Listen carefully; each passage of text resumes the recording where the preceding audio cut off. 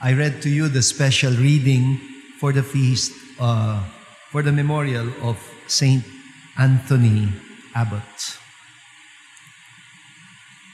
Mahirap daw pumasok ng langit. You know, I used to react to this saying about it being so hard to enter the kingdom of heaven, until I realized that it would be easier to get the sense of what Jesus is trying to say kung babaliktarin natin yung statement. Instead of talking about how hard it is to enter into heaven, perhaps we should think about how we are making it too hard for heaven to enter into us. Hindi totoong mahirap pumasok ng langit. Ang langit ang nahihirapan na pumasok sa atin. Maybe we should stop thinking of heaven as a place where our disembodied souls will go after we die. Baka naman we are missing the point because we tend to think too literally. What do I mean? Let me explain a little bit.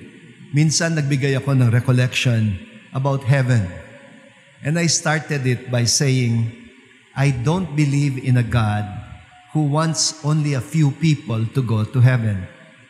Di ba may mga kapatid tayong mga sekta na nagsasabing sila lang daw ang maliligtas. And I react to that and I say, talaga? Kayo lang? Parang sayang naman. Hindi yata ako maniniwala sa ganyang klaseng Diyos who will save only you and condemn the rest of the world. It does not sound very godly.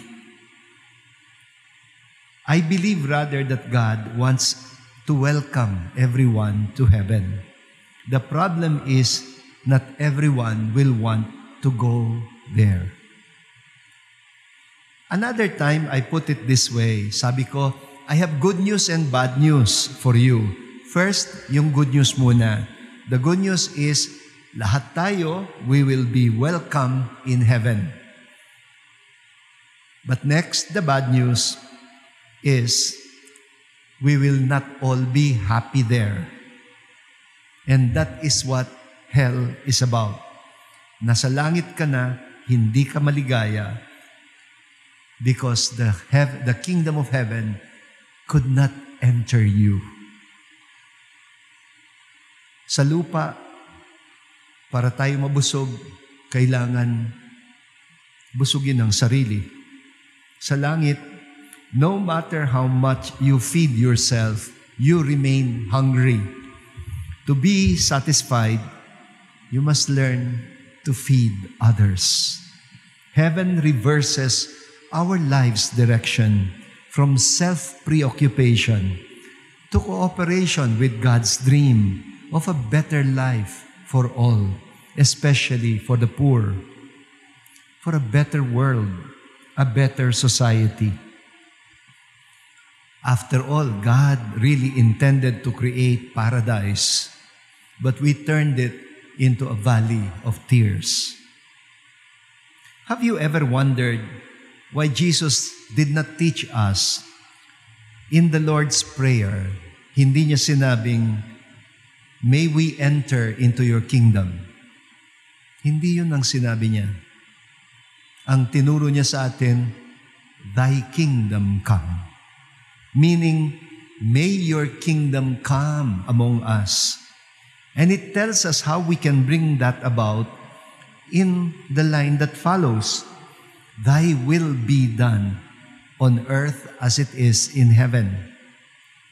To work for the fulfillment of God's will on earth, that alone can make heaven begin on earth.